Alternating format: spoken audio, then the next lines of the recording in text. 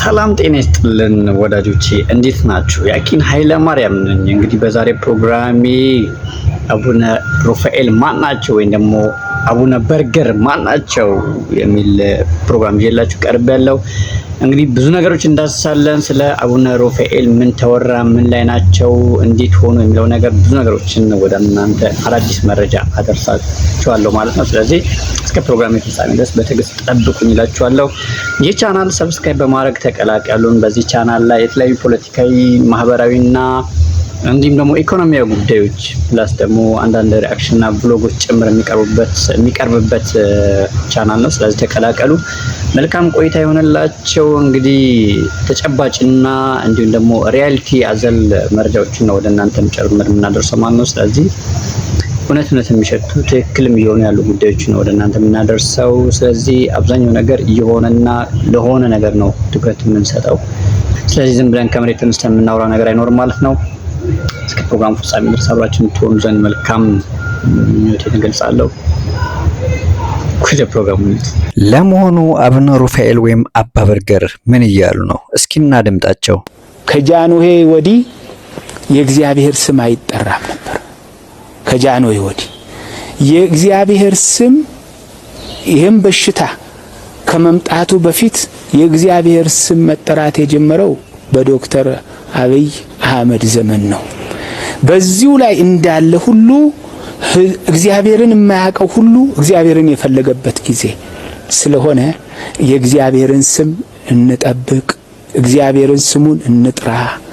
ከውሸተኛ ሚዲያዎች ያልሆነውን ሆነ ብለው ከሚያወሩ፣ የሕዝብን አእምሮ ከሚረብሹ፣ የመንግስትን ስራ ከሚያበላሹ፣ የሰውን ገጸ ባህሪ ከሚያበላሹ ሐሰተኛ ሚዲያዎች ራሳችንን ጠብቀን እየተረዳዳን እየተፈቃቀርን ለወንድማችን እየቆምን ዘመኑን እንድንሻገር አባታዊ መልእክቴን አስተላልፋለሁ።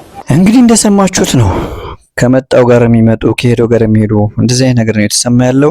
አባ ሩፋኤል ወይም አባ በርገር ማን ናቸው? የሰው ልጅ ድፍረት ከሰው ልጅ ስፍጥና ከፍ ብሎ ከፈጣሪ ጋር አንገት ለአንገት መተናነቅና ጫማ መለካካት ከቃጣው ሰንበትበት ብሏል። በዓለማዊ በሰውኛ ፍረጃ ወንበዴ የሚባሉትን የሚያስንቁ በየእምነት ተቋማቱ የእምነትን ካባ ተላብሰው የተሸጎጡ በርካቶች ናቸው። ሰው እንዴት በዚህ ልክ ደፋር ይሆናል? ምድራዊ ድፍረትና ዓለማዊ ቅጥፈትስ ሲሆን ጊዜው ሲደርስ እንጠየቅበት። ሰው እንዴት በቃሉ ምድርና ሰማይን የዓለም ምሰሶ ካቆመው ሁሉ ቻይ ከሆነው ፈጣሪ ጋር ሰልፊ ፎቶ ካልተነሳው ጫማ ካልተለካካው ይላል? የማይሆነውን የማይታሰበውን ያውም በጵጵስና ስም ቅዱስ ልብሱን ለብሰው ቅዱስ መጽሐፉን ይዘው ዓለምን ለማዳን የተሰቀለበትን መስቀል ጨብጠው ቤተ መቅደሱ ገብተው ጌታ ሆይ ለይተህ ምታ መርጠ ሚስማር አዝንብ። ወደ ገደለው ስገባ አቡነ ሩፋኤል ወይም አባ በርገር ማን ናቸው? በጵጵስና ጭምብል ምንስ ሲሰሩ ቆዩ? አሁንስ ምን ላይ ናቸው? አቡነ ሩፋኤል ወይም አባ በርገር ጋምቤላን ጨምሮ ወደ 7 የሚደርሱ ሀገረ ስብከት ሲያስተዳድሩ ቆይተዋል። ትልቁ ነገር ይሄ አይደለም። ዋናው ነገር ይህንን ከባድ ኃላፊነት ተሸክመው ምን ሲሰሩ ቆዩ ነው። እናላችሁ በዚህ የቆይታ ጊዜያቸው ምን አለፋኝ በአጭሩ ጋዳፊን የሚያስነቅ ፓብሎ እስኮባርን የሚያናነቅ ጀብዱ ሲሰሩ ነው የቆዩት። ሲያሻቸው ከተለያዩ ተቋማት በአጭር የስልክ ትዕዛዝ ወደ ግል አካውንታቸው በ100,000 ብሮች የሚቆጠር ገንዘብ እንዲገባ የሚያስገድዱ፣ ሲፈልጉም የተለያዩ የጳጳሳትን ማህተምና ቲተር አዘጋጅተው የሚጠቀሙ በስማቸው የሚነግዱ፣ የቤተ ክርስቲያን መኪና በሚያስያዝ ከባንክ ሚሊዮን ብሮችን የሚበደሩ፣ ከ5 በላይ የቤተ ክርስቲያን መኪና ሸጠው ለግል ጥቅም ያዋሉ። ኧረ ምን ብቻ ተርጋ የሌለው መኪና በመጠቀም ክብሩን የሰው ልጅ ገጭተው ጥለው ይሄዱና ለስማችን ጥሩ አይደለም ፈጣሪም አይወድም ተገጪውን እናሳክም ብለው የገሰጿቸውን አባት እነዚህን ጎረምሶች ቀጥረው ያስደበደቡ፣ ኦርቶዶክስ አይደሉም ውስጥ ሆነው ሌላ እምነት እያራመዱ ነው የሚልም ተጨባጭ ያልሆነ ወሬ አለ። ብቻ የአባ በርገር ጉድ አያልቅም። ብዙ ለአፍ የሚቀፉ ለማውራት የሚያሳፍሩ ተግባራት በፎቶና በቪዲዮ እጃችን ላይ ቢገኝም ለሃይማኖቱ ክብር ስንል ዝምታን መርጠናል። ብቻ ከላይ ያለውን በስሱ እንንገራችሁ ብለን ነው። ለማንኛውም እነዚህ ጎረምሶች የአባ በርገር ጋርዶች የእሳቸውን ገጽታ ገንቢዎችና ጉዳይ ገዳዮች ሲሆኑ የጋምቤላ የቤንሻንጉል ጉሙዝና አካባቢውን ያማረሩ ቢዎች ናቸው። ለዚህ ተግባራቸውም ከአባ በርገር ዳጎስ ያለ ገንዘብ ይከፈላቸዋል። ይህ ብቻ አይደለም። ከፈለጉ ገዢውን መንግስት ጎን ነኝ ብለው አብይ ሺህ ዓመት ንገስ የሚሉ ለጋምቤላ ክልል መሪዋ ለወይዘሮ አለሚቱ ምን ነው ጳጳሱ ከስርስርሽ በዙ ስንላት ግራ የገባኝ ነገር ነው ብላ ያለመጠችባቸው፣ ካልፈለጉም አብይ ፍረስ ሸኔ ይንገስት የሚሉ፣ ደስ ካላቸውን ፋኖ ነው ይፋፋም የሚሉ፣ ካልሆነም እኔ ከሁላችሁም ጋር ነኝ በሚል በመቶ ቢላዋ የሚበሉ እረ እንዲቻሉበት አባ በርገር መተወንስ ልክ እንደ አባ በርገር የሆነ ሁሉ እንዳለ ሆኖ በተለያየ መንገድ ቢመከሩም ቢገሰጹም አባ በርገር አሻፈረኝ ስላሉ የእነሱ የሚዲያ ጩኸታችንና የየደብሩ ምዕመናን አንፈልጋቸውም ተቃውሞ ፍሬ አፍርቶ ከቅዱስ ሲኖዶሱ ወደ አዲስ አበባ ይምጡ የሚል ትዕዛዝ ተላልፎላቸዋል። ለጊዜው ማስተዳደር ከሚሉት ነገር ገሸሽ እንዲሉ ትዕዛዝ ተሰጥቶ በወርሃ ጥቅምት በአባ በርገር ቦታ ሌላ አባት እንደሚተኩ ከምንጮቻችን ያገኘናቸው መረጃዎች ያመለክታሉ። እስኪ ጋምቤላ አካባቢ የተነሳው ነገር ምን ይመስላል፣ ተቃውሞ ምን ይመስላል የሚለው ነገር ደግሞ አድምጠን እንመለሳለን። ይነሱልን፣ ከስልጣን ይወገዱልን የሚል ነገር በበርካታ ምዕመን ዘንድ ተደምጧልና እሱን ደግሞ ሰምተን እንመለስ።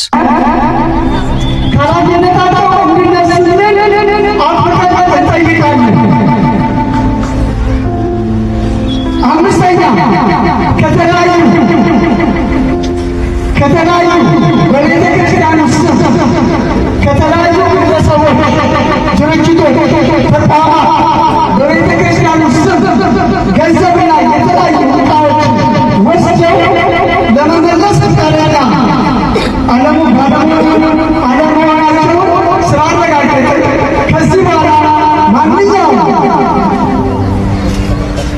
ማንኛውም ግለሰብ ስልጣን ክህነታቸውን በማየት እንዳይታገል እናሳስባለን።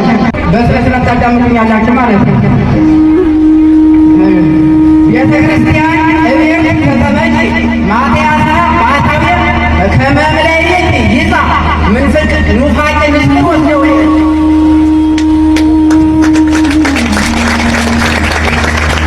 እንግዲህ እንዳደመጣችሁት ነው ጋምቤላ አካባቢ የተነሳው ተቃውሞ በዚህ ልክ ነበር።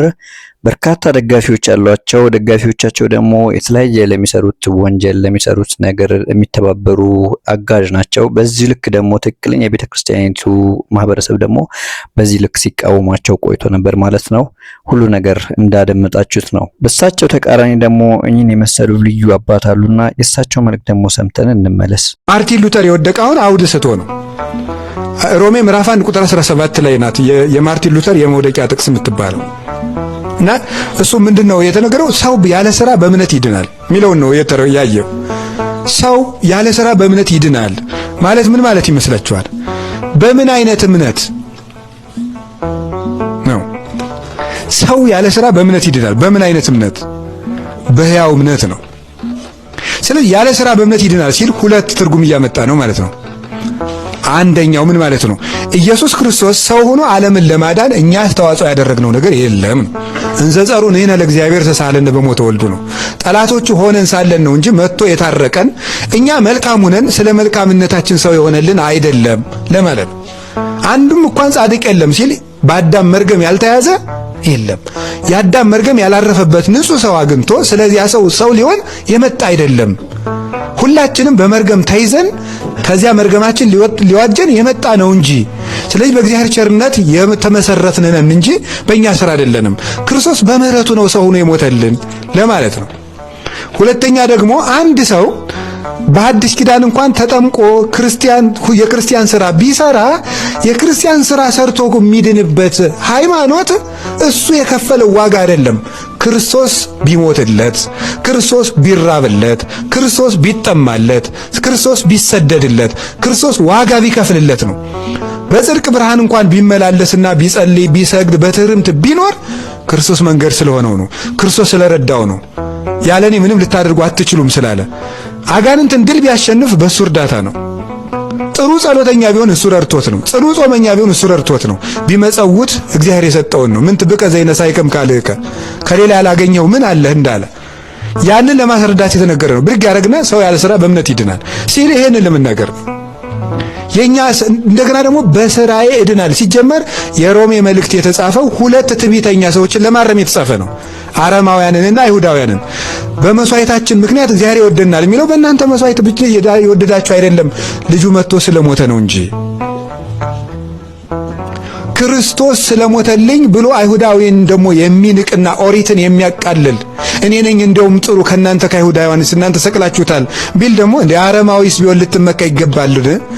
ለትንቢትስ መሰረት የሆኑ አይሁዳውያን አይደሉምን? አኳ አንተ ዘተጸውሮ ለስራው አላውቱ ስሩ ይጸውረከ በዚህ ልትመካ ትወዳለህን? እነሱ ቢነቀሉ አንተን የበረሃውን ዛፍ አምጥቶ ቢተክል ትመጻደቃለህን? ብሎ አረሚን እና አይሁዳዊን ለማረም የጻፈው ነው። ስለዚህ በስራው ለሚመካ ሁሉ ማረሚያ የተጻፈ እንጂ ስራ አይጠቅምም ማለት ግን አይደለም። በዚያውም ላይ ሰው በእምነት ይድናል ቢሉ ሕያው እምነት ምንድነው ቢሉ ስራ ያለው ስራ የሌለው እምነት የሞተ ነውና፣ ስለዚህ ሰው ሕያው በሆነ እምነት ይድናል። ይሄ ሁሉ አውዱን በሳተ መንገድ የሚጣልበት ነው እና ባጠቃሎ ሰው ይወድቃል ማለት ነው። አሁን ለምሳሌ እኔ መጽሐፍ አስተምራለሁ። እኔ ችግር ከፈጠርኩ አባ ገብረ ኪዳን እንዲህ ያለ ችግር አለበት ይባላል እንጂ የኢትዮጵያ ሰባኪ ሁሉ ችግር አለበት አይባልም። መምህር ሁሉ ችግር አለበት አይባልም። መነኩሴ ሁሉ ችግር አለበት አይባልም። እንዲህ ያለ ያጠቃሎ ችግር በጣም አለብን። አንድ መምህር ቢሳሳት መምህራንን መተቸት፣ አንድ መነኩሴ ቢሳሳት መነኮሳትን ሙሉ ማጨድ መቱን፣ አንድ ጳጳስም ከተሳሳተ እንደዛው ብቻ ጓደኛም ሁሉ። አንዲት ሴት ባሏን ከካደች ሴት ከሃዲ ናት። አንድ ባል ሚስቱን ከካደ ወንድ ሁሉ ከሃዲ ነው። እንደዚህ የሚባል ነገር የለም። ይሄ አጠቃሎ ይባላል። የመጽሐፍ ሁሉ ሌላ ነው፣ የኛ ሁሉ ግን ትክክል አይደለም። የኛ ሁሉ መታረም ያለበት ነው። ከቃሉ ጋር ናችሁ። ስለዚህ አጠቃላይ ቢሆንስ ማለት አለበት። የመጨረሻ እነማን የተናገሩት እስኪ በሉ እንጂ አቤት እንደገና። እሺ ለምሳሌ ቅዱስ አትናቴዎስ ሐዋርያዊ የሰው እጅ ቆርጦ በቆረጠው እጅ ይጠነቁላል የሚል ወሬ ተወራ። ልብ በሉ። ይሄ ተከሶ ጉባኤ ላይ ቀረበ ማለት ነው። ሰው ሁሉ በቃ አይ ብሎ ሰደበ። ሁሉ ጳጳስ ሁሉ ወሰደ። በጉባኤ የተቀመጠው ሁሉ መደረግ የነበረበት ግን ምንድን ነው? እነማን ነው እነዚያ የሚሉ ሲባል አርዮሳውያን ናቸው። አርዮሳውያን አትናት እንደዚያ የሚሉት ሰዎችና ቅዱስ አትናቴዎስ ከዚያ በፊት የአርዮስን ትምህርት በመቀበልና ባለመቀበል ብዙ ጊዜ በጉባኤ የተከራከሩ ሰዎች ናቸው። ስለዚህ እነማን ስለማን ነው የሚሉ ማለት ያስፈልጋል። ማለት እነማን ናቸው እንዲህ የሚሉት ብሎ መጠየቅ። አርዮሳውያን ድሮስ አትናቴዎስን እንኳን እጅ አንገት ቆረጠ አይሉም ተብሎ ነው ይላሉ። ቆረጠ ተባለ። ቆርጧል። የሁለት እጁን ቆርጦት የለም በእጁ በቆረጠው እጅ ደግሞ እየተነቆለ ነው ተባለ። ከዛ እንደው እግዚአብሔር ቸር አይደለም። ቅዱስ አትናቴዎስ ተከሶ አንተ ማፈሪያ አንሰው መሳይ ጳጳስ ነኝ ብለህ ደግሞ አንተ የኒቂያ ጉባኤ የምትከራከር አንተ ለትምህርት ሃይማኖት የምትቆም እየተባለ ከሚሸማቀቅበት እጁን የተቆረጠ ሰውዬ ካች ምኑን ነው የቆረጥኩት አለ ቅዱስ አትናቴዎስ። በአጋጣሚ ቅዱስ አትናቴዎስ አየው። እንግዲህ ያ ሰውዬ የጠፋ ሰውዬ ነው። ምን እንዳመጣው እግዚአብሔር ይወቀው። አየው ከህዝቡ መሃል በክርክሩ እየተደረገ እና ወደዚህ ብሎ አመጣው። ምኑን ነው የቆረጥኩት አለ። እጁን። ቀኝ እጅህን አምጣው አለ። አመጥ። ግራ እጅህን አምጣው። እንግዲህ ሶስተኛውን እጅ ቆረጥኩትን ብሎ ነበር ቅዱስ አትናቴዎስ የመለሰው ማለት ነው። የትኛውን እጅ ላይ የቆረጡ? ሶስተኛውን ነው እንግዲህ ብሎ መልሶ ነበር። ሌላም ክሶች ከሰውት ነበር በሴት በብዙ ነገር። እነማን አሉ ማለት እንዴት ጥሩ ነው። እስቲ እነማን አሉ በሉ። አቤት እነማን አሉ ብሎ መጠየቅ ተገቢ ነው። መጨረሻ ላይ አንድ ነገር ነግራችኋለሁ። ከዛ በፊት እንደው የማዳመጥ እንቅፋቶች የሚባሉ አሉና እነሱ ልንገራችሁና የመጨረሻ አንድ ነገር ነግራችኋለሁ። የማዳመጥ እንቅፋቶች ነው። ስናዳመጥ እርስ በርሳችን ራሱ ስናወጋ እነዚህ ምንድናቸው? ጀጅመንት፣ ዲፌንስ፣ ኦፌንስ ይባላሉ። ምን ማለት ናቸው? ጀጅመንት ማለት መፍረድ። ሰው ወግ እያወጋን አናውቅሽም እሺ ምናምን እያልን የምንሰማው በልባችን ማለት ነው። እየፈረዱ መስማት ማለት ይሄ የመጨረሻ ልባዊነትን ያጠፋል። ይሄ ልባዊነት የሚባል ታውቃላችሁ አይደለም? በቃ እረፍት የማይሰጥ ጓደኝነት የሚያመጣው እሱ ነው። እየፈረዱ መስማት ወጉን ዝም ብሎ እስቲ እንዴ ወግ ዝም ብላችሁ መስማት ሲልመዱ በሞት በጣም በርግጥ ከፍ ያለ ችሎታን ይጠይቃል። ወግን ዝም ብሎ መስማት ሳይሉ መስማት ዝም ብሎ መስማት ወግን ናቹራሊ መስማት ይባላል። እንደው ተፈጥሯዊ ወጉን ዝም ብሎ መስማት እና ሰዎች እንደዚያ ሲሰሙ ያኛው ሰውዬ እየዋሸ እንኳን ቢሆን በልቡ ያርፋል ይል ስላልፈረደበት ብቻ ማለት ነው። ነፍስ የሚፈርድባትን ሰው ትገነዘባለች። እግዚአብሔር አዋቂ አድርጎ ስለፈጠራት። ፍቅር ደግሞ ብርሃን ነው፣ ልብ ለልብ ያስተሳስራል። ስለዚህ እየፈረዱ አለመስማት፣ ቀድሞ ወስኖ አለመስማት። ተገሌ ምን በል እንስማ እስቲ እንዲህ ያሉ ነገሮች። ዲፌንስ ደግሞ የሚባለው እያወሩት መልስ እያዘጋጀ የሚሰማ ሰው ነው። እያወሩ መልስ ነው የሚያዘጋጅ።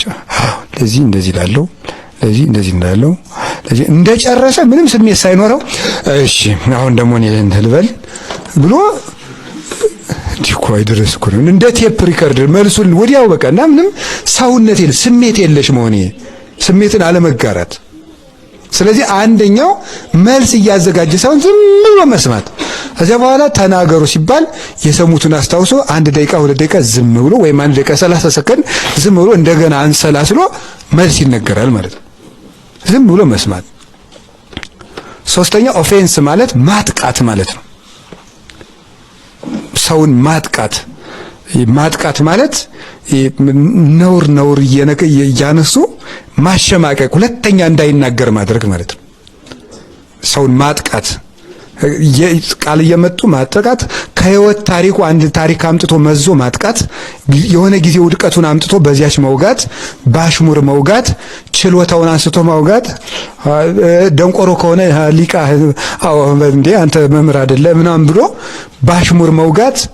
በጣም ማት የሆነ ነገር በመልኩ መውጋት፣ በቁመቱ መውጋት፣ ባነጋገሩ መውጋት፣ በውድቀቱ መውጋት፣ በስነ ምግባሩ መውጋት። እንግዲህ የእኚህን ልጁ አባት ልዩነትና የአባ በርገርን ሁኔታ እናንተ እንድታመዛዝኑ ነው። ይሄኛው ደግሞ ልክ እንደ አባ በርገር ጠዋት ቤተክርስቲያን ያስቀድሳል፣ ከሰዓት በዚህ ሁኔታ ያሳልፋል። እንደምታዩት ነው ቤተክርስቲያን ውስጥ ምን አይነት ሰዎች እንደተሰገሰጉ። እንግዲህ የቄስ ነው፣ አገልጋይ ነው። በዛው ልክ ደግሞ ጠዋት አስቀድሶ ከሰዓት ደግሞ እንደዚህ አይነት ቦታ ነው የሚያሳልፈው። ስለዚህም ሰው በቂ መረጃ አለን፣ በሂደት እንመለሳለን። ዛሬ ግን ምን አይነት ሰዎች ቤተክርስቲያን ውስጥ እንደተሰገሰጉ ላሳውቃችሁ ነው። ስለዚህም ሰው በደንብ በቂ የሆነ መረጃ ይዤላችሁ እመጣለሁ። እዚህ ተቃራኒ ደግሞ ልክ እንደዚህ አይነት ክቡር አባት ደግሞ በደንብ ቤተክርስቲያኒቱን ቀጥ ለጥ አድርገው የያዟት በደንብ የሚያስተምሩ የተባረኩ ክቡራን ደግሞ ይኖራሉ። ስለዚህ ሁለት አይነት ሰዎች ናቸው ቤተክርስቲያን ውስጥ ያሉትና ልዩነታቸውን በደንብ እንድታዩ፣ እንዲገባችሁ፣ እንድትረዱ፣ ሰዎቹ እንድትለዩ ነው ዛሬ በማነጻጸር ያቀረብኩላችሁ ማለት ነው። ኦርቶዶክሳውያን የጀመሩት ጦርነት በዓለም ላይ የለም በጭራሽ፣ ታሪክ አይነግረንም። በፍጹም ኦርቶዶክሳውያን ዘር ቀስቅሰው ጦርነት እንቅጠም ብለው ዓለምን በጥብጠው አያውቁም። እውነተኛ ሐቅ ነው። ነገር ግን ሊያጠፉ ሲመጡ በነፃነታቸው ላይ ሲመጡባቸው ባህላቸውን፣ ማንነታቸውን፣ ሃይማኖታቸውን፣ አገራቸውን ሊወር በሚመጣ ጠላት ግን ትዕግስት የላቸውም። የኢትዮጵያውያን ባህል የእምነታቸው መለኪያም ነው። ያለ ነፃነት እምነትን መጠበቅ አይቻልም። ያለ ነፃነት ሃይማኖትን መጠበቅ አይቻልም። በሰላም ይኖራሉ፣ ሰውንም ያፈቅራሉ፣ አገር ይወዳሉ፣ ለዓለም ይጸልያሉ፣ ለነፋሱ ይጸልያሉ፣ ለፍሬው ይጸልያሉ፣ ለወንዙ ይጸልያሉ፣ ለአየሩ በሙሉ ይጸልያሉ፣ ለፍጥረቱ ሁሉ ይጸልያሉ። ሃይማኖታቸውን የሚነካ እግዚአብሔርን የሚያስክድ ከመጣ ግን መንግስት ነው አይሉ፣ ንጉስ ነው አይሉ፣ ባለስልጣን ነው መሪ ነው አይሉ። ከእግዚአብሔር የሚበልጥ ባለስልጣን የለም ብለው ያምናሉ ኦርቶዶክሳውያን። ወዳጄ ይሄ ነው። በጭራሽ ከእግዚአብሔር የሚበልጥ መሪ የለም፣ እግዚአብሔርን አስክዶ ሊገዛኝ የሚፈልግ መንግስት የለም ብሎ ያምናል ኦርቶዶክስ። ይሄ አባቶቻችን ያስተላለፉልን መልእክት ነው። አካለካ መጻሕፍት የሚነግሩን ቅዱስ መጽሐፍ ያስቀመጠልን ህግ ነው ይሄ። አውቀሃል? ሊያምን የሚገባው ይሄ ነው። ቤተ ክርስቲያን በምድር ላይ ያለች የሰማይ ርስት ናት። ስለ ቤተ ክርስቲያን እንሞታለን፣ ወደ ቤተ ክርስቲያን እንሄዳለን። ወዳጅ እንደዛ ነው። ስለ ቤተ ክርስቲያን ትሞታለህ፣ ወደ ቤተ ክርስቲያን ትሄዳለህ። ቤተ ክርስቲያን እዚህ ብቻ አይደለችም፣ እላይ አለች። የነ ቅዱስ ሚካኤል የነ ቅዱስ ገብርኤል ህብረት ናት። የነ ቅዱስ ጊዮርጊስ የነ ቅድስት አርሴማ ህብረት ናት ቤተ ክርስቲያን። የኔና የእናንተ ብቻ እንዳትመስላችሁ። እቺ ቤተ ክርስቲያን ናት ጠላት ጋር የምትዋጋ። ሊቁ ዮሐንስ አፈወርቅ ቤተ ክርስቲያን ሁል ጊዜ ትዋጋለች፣ ተሸንፋ ግን አታውቅም ይላል። ዲያብሎስ ቀስቱን ገተረ፣ ዝናሩንም አራገፈ፣ ቤተ ክርስቲያንን ሊወጋት ሞከረ፣ ግን አልጎዳትም ይላል። ወዳጅ አየሁ፣ ከምትታየዋ ቤተ ክርስቲያን ይልቅ የማትታየዋ ቤተ ክርስቲያን ትበልጣለችና ለዚህ ነው ቆስጠንጢኖስ ተነሳ። ዓለም ነውና ቤተ ክርስቲያንን ጠላ፣ ምዕመናንን ጠላ፣ ኦርቶዶክስን ጠላ። ማን? ቆስጠንጢኖስ። ማን ነው? ዲዮቅልጥያኖስ። ይቅርታ፣ ዲዮቅልጥያኖስ ነው። ተነሳ። ኦርቶዶክስ የነበረ ሰው ነው። በአንድ መነኩሴ ምክንያት ሃይማኖቱን ካደ፣ ጣዖት አመለከ፣ ጣዖታዊ አስተሳሰቡን ነዛ፣ ኦርቶዶክስን ጠላ። ዓለም ስለሆነ ዓለም ይጠላችኋል አለ ክርስቶስ። እናቴው ዓለም ይጠላችኋል አለ። ጥሩ። ዲዮቅልጥያኖስ ጠላ። መጥላት ብቻ አይደለም፣ ንጉሥ ነውና በጊዜው አዋጅ አወጀ። ምን ብለው? አብያተ ክርስቲያናት ይትአጸዋ፣ አብያተ ጣዖታት ይትረሃዋ አለ። ምን ማለት ነው? አብያተ ክርስቲያናት ይዘጉ፣ እንዳይነጠፉ፣ እንዳይጋረዱ፣ ጸሎት እንዳይቀርብ፣ ቅዳሴ እንዳይቀደስ፣ አብያተ ክርስቲያናት ይቃጠሉ፣ ይጥፉ፣ ይውደሙ አለ። አብያተ ጣዖታት ይትረሃዋ፣ ጣዖት የሚመለክባቸው ቤቶች ይከፈቱ፣ ይነጠፉ፣ ይጋረዱ፣ ምስጋና ለጣዖት ይገባል አለ። ይሄን አዋጅ ጀመረ። ቤተ ክርስቲያንን ለማጥፋት 40 ዘመናት ያክል የቻለውን ያህል ቀስቱን አራገፈ። የቻለውን ያህል ዲዮቅልጥያኖስ አለፈ። ቤተ ክርስቲያን ግን አለች። አየኸው። መክስሚያኖስም ይሄንኑ አደረገ። መክስሚያኖስ አለፈ። ቤተ ክርስቲያን ግን አለች። ዓለም አቀፍ ጥላቻ ከጥንት ጀምሮ የመጣ ከነሱ ቀደም ሲል በዘመነ ሐዋርያት እነ ኔሮን ብንመለከት የዓለም ውዳቂዎች ናቸውና ጠሏት ቤተ ክርስቲያንን። ዓለም ይጠላችኋል። አየሁ። ኔሮን የዓለም ጽንስ ነው፣ የክፋት ጽንስ ነው። ኔሮን እናቱ ክፉ፣ እሱ ክፉ። እናቱ በጣም ክፋት የተሞላባት እባብ ናት። የኔሮን እናት መጥፎ፣ ባሏን ገላ ልጇን ያነገሰች የተረገመች ሴት ነበረች። አስብ የዓለም ጥላቻ እንዴት እንደሚንሰራፋ። ነገር ግን የሞተችው በልጇ ነው። ኔሮን ራሱ በውስጥ ልጇን እንደገና ገላ ራሷ ልትነግስ ስታንቀሳቀስ በደህንነት ደረሰባት። እንደገና ወታደር ልኮ እናቱን ገደለ። ወታደሮች ሲመጡ እናቱ ምን አለች? ከኔሮን ከልጄ ተልካችሁ ልትገሉ ይመታችሁ ነው አለች። አዎ አሏት። በሉ ሌላ ካሌን እንዳትነኩ፣ ኔሮን የተኛበትን ማህፀኔን ቅደዱ አለች። ሆዷን ቀደው ገደሏት። ኔሮን ቅዱስ ጴጥሮስን ቅዱስ ጳውሎስን ገደለ። ዓለም ይጠላችኋል ተብለዋልና ዓለም ይጠላችኋል። እንደ ጠላ ገደለ። መጨረሻ የሮም ከተማ ተንቀጠቀጠች። በዚህ ምክንያት ኔሮን ከንጉሠ ነገሥትነት ንጉሥ የነበረው የሚከተል ሰው እንኳን አጥቶ አንድ ወዳጁን ይዞ ተሰደደ። ሁሉም ሊገለው ስለተነዛ አንድ ወዳጁ ቤት ገባ። ቤቱ ሲከበብ ግደለኝ ያለው ወዳጁን እኔ አልገልም አለ። ራሱ በያዘው ሰይፍ ራሱን ወግቶ እዛው ሲንፈረፈር ተገኘ። የክፎች መጨረሻ ይሄ ነው ወዳጄ። ዓለም ይጠላቸዋል። ጥሩ። እንዲህ ያለ የዓለም ጥላቻ ኦርቶዶክስ ላይ የሰፈነ ቀድሞ ጀምሮ ክርስቶስን የሚከተል ተጠልቶ እንጂ ተወዶ አያውቅም። ዓለም ይጠላቸዋል ብሎናል አይደለም? ዓለም ይጠላቸዋል እንደተባለ ተጠል ኔሮን አለፈ። ቤተክርስቲያን ግን አለች።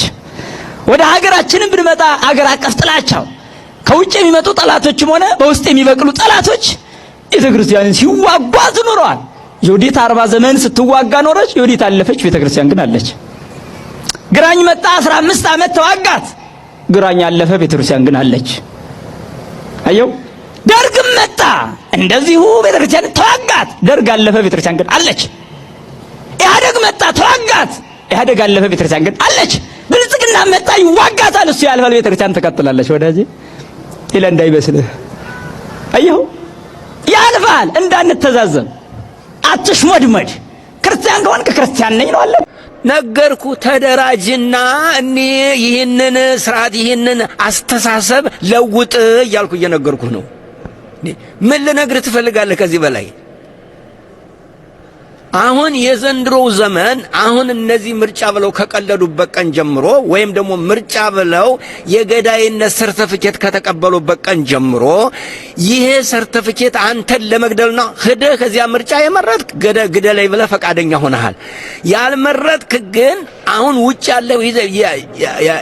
ያለህ የትም ቦታ ሁን አንተ የገዳይነት ሰርተፊኬቱን ንጠቀው። እሱን ንጠቅ። እንዴ ለምንድን ነው ግደለኝ ብለህ ሰርተፊኬት ተፈርመህ የምትሰጠው? እሱን ነጥቀህ በትክክል እርግጠኛ ነኝ ይሄ ፖለቲካ ነው ለነሱ። አትግደሉን ማለት ፖለቲካ ነው። አረ ተርበናል ማለት እኮ ፖለቲካ ነው በኢትዮጵያ።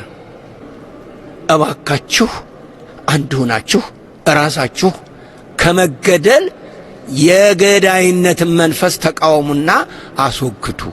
በየእምነቱ እንግዲህ እብድ አይጠፋም። ይሄ ደግሞ እንግዲህ የጴንጤዎች እምነት ተከታይ ፓስፖርት እየመታላቸው ነው። እንግዲህ እየመታላቸው የምታዩት ፓስፖርት እንግዲህ ወደ መንግስተ ሰማያት መግቢያ ፓስፖርት እየመታላቸዋለሁ እያለ ነው። እየመታላቸው ሂስተር እየመታላቸው ነው ያለውና የሆነ ወረቀት ላይ የሚገርም ነው እንደምታዩት ወደ መንግስተ ሰማያት መግቢያ ነው እንግዲህ ቻፓ እየተመታላቸው ያለው። በኢየሱስ ክርስቶስም ከራጋለሳለ በኢየሱስ ክርስቶስም እናስጣ አባቴን አምነው ከሆነ የእግዚአብሔር መንፈስ ይመርጠናል ይቆጣጣል። አሜን አጠመቁ አሜን ያላጠበቀኝ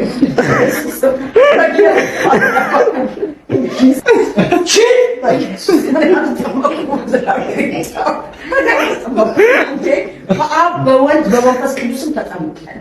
በመንግስታቸው በጌታ በኢየሱስ ክርስቶስም ካሰጣ ወጣትነት በእግዚአብሔር ስም አስገባው። በኢየሱስ ክርስቶስም ወደ እግዚአብሔር መንግስት ስም ያስገባው። በኢየሱስ ክርስቶስም ራባጂላ ራባጋዶላና ማንያ አምናለሁ። ለራስ ታደርገዋለህ። አምናለሁ ትጠቀምበታለህ።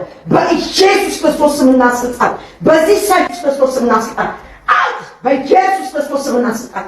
ራንዲላ ራባጋዶላና ባዶላና ማንቴሬቤቴኔ ሞንታ ላትችለው በኢየሱስ ሰው ሳይሆን የሚመራት እግዚአብሔር መንፈስ ቅዱስ የሞተላት አምላክ ኢየሱስ ክርስቶስ ብትጠፋ ኖሮ በግራኝ ጊዜ ተጠፋ ነበር።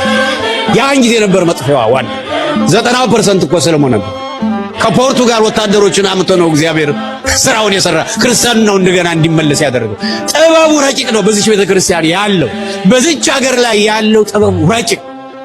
ቅድም እንዳልነው አውዲች ሀገርም እንደው ተበታትና ለማየት ዲያብሎስ ያደረባቸው ብዙ ተመኝተው ነበር፣ ግን አይሆንም። አገራችንም አትበተንም፣ ቤተክርስቲያኗ ምንም አትሆንም። ብቻ አሁን ትልቁ እግዚአብሔርን ያስቸገርነው እኛ ነን። አንድ ልብ አንሆን፣ ንስሐ አንገባ፣ አንጸልይ። ሁሉም ሰይጣን በቀደደልን ቦይ መፍሰስ መመከት አንችል። ስለዚህ አሁን እኛ ማድረግ ያለብን አንድነታችን ማጥበቅ፣ ከእግዚአብሔር ጋር ያለን ግንኙነታችን የበለጠ ማጥበቅ፣ ንስሐ ያልገባነው ንስሐ መግባት፣ ከቅዱስ ቁርባን የራቅነው በቅዱስ ቁርባን ከሱ ጋር አንድ መሆን። እሱን ከያዝ ማንም ይነካል? ማንም ይነካል? እግዚአብሔርን ከያዝ ከእግዚአብሔር በላይ ኃያል አለ ወይ? የለም። ከመላእክቱ በላይ ኃያል አለ ወይ? ኃያላን ነው ወይ? የሉም።